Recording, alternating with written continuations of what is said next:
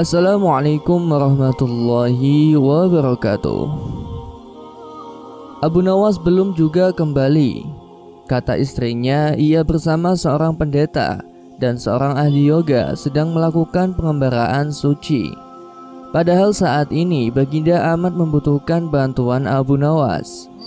Beberapa hari terakhir ini Baginda merencanakan membangun istana di Awang-Awang karena sebagian dari raja-raja negeri sahabat telah membangun bangunan-bangunan yang amat luar biasa.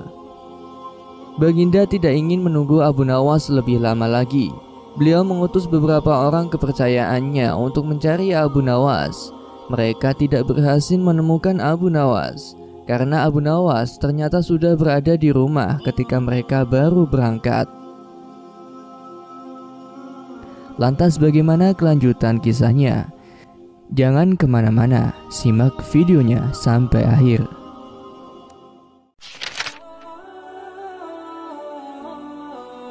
Abu Nawas menghadap Baginda Raja Harun al-Rasyid. Baginda amat riang. Saking gembiranya, beliau mengajak Abu Nawas bergurau. Setelah saling tukar-menukar cerita-cerita lucu, lalu Baginda mulai mengutarakan rencananya. Aku sangat ingin membangun istana di Awang-Awang agar aku lebih terkenal di antara raja-raja yang lain. Adakah kemungkinan keinginanku itu terwujud, wahai Abu Nawas? Tidak ada yang tidak mungkin dilakukan di dunia ini, Paduka yang mulia.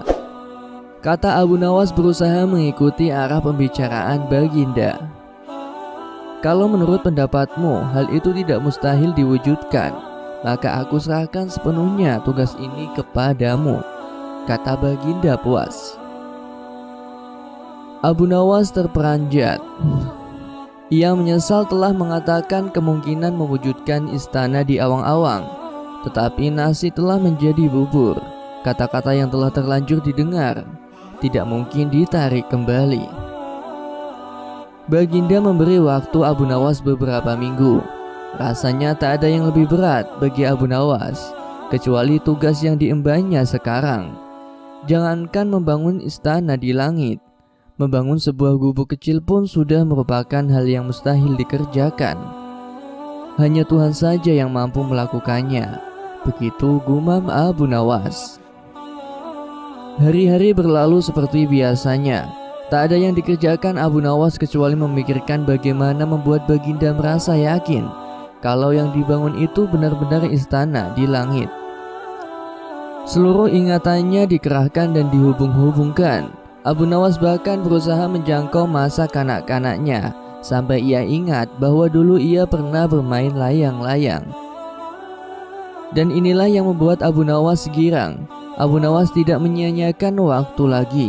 Ia bersama beberapa kawannya merancang layang-layang raksasa berbentuk persegi 4. Setelah rampung, baru Abu Nawas melukis pintu-pintu serta jendela-jendela dan ornamen-ornamen lainnya. Ketika semuanya selesai, Abu Nawas dan kawan-kawannya menerbangkan layang-layang raksasa itu di suatu tempat yang dirahasiakan. Begitu layang-layang raksasa berbentuk istana itu mengapung di angkasa, penduduk negeri gempar. Baginda Raja girang bukan kepalang. Benarkah Abu Nawas berhasil membangun istana di langit? Dengan tidak sabar beliau didampingi beberapa orang pengawal untuk bergegas menemui Abu Nawas.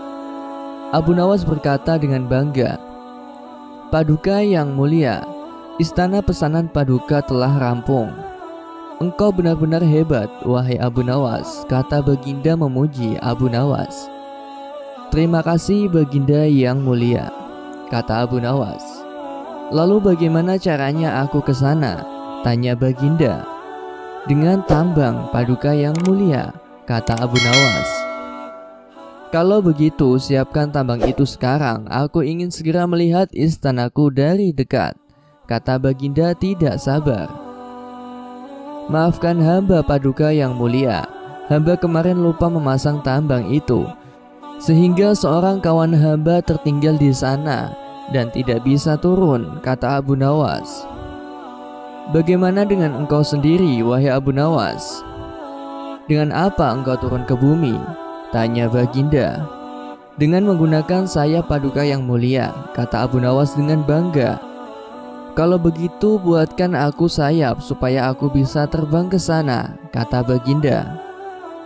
Paduka yang mulia, sayap itu hanya bisa diciptakan dalam mimpi, kata Abu Nawas menjelaskan. Engkau berani mengatakan aku gila sepertimu? Tanya Baginda sambil melotot. Iya Baginda, kurang lebih seperti itu, jawab Abu Nawas tangkas. Apa maksudmu, wahai Abu Nawas? Tanya Baginda lagi. Baginda tahu bahwa membangun istana di awang-awang adalah pekerjaan yang mustahil dilaksanakan.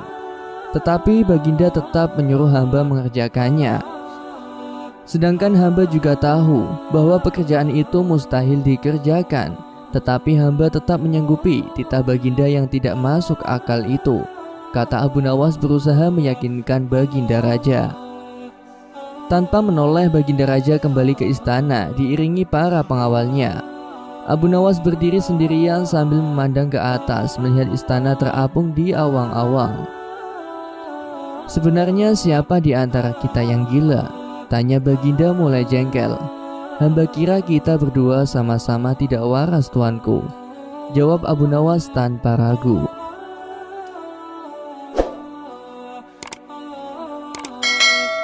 Demikianlah kisah yang dapat saya sampaikan. Semoga bermanfaat dan bisa menginspirasi kita semua. Sampai jumpa lagi di cerita-cerita selanjutnya. Wassalamualaikum warahmatullahi wabarakatuh.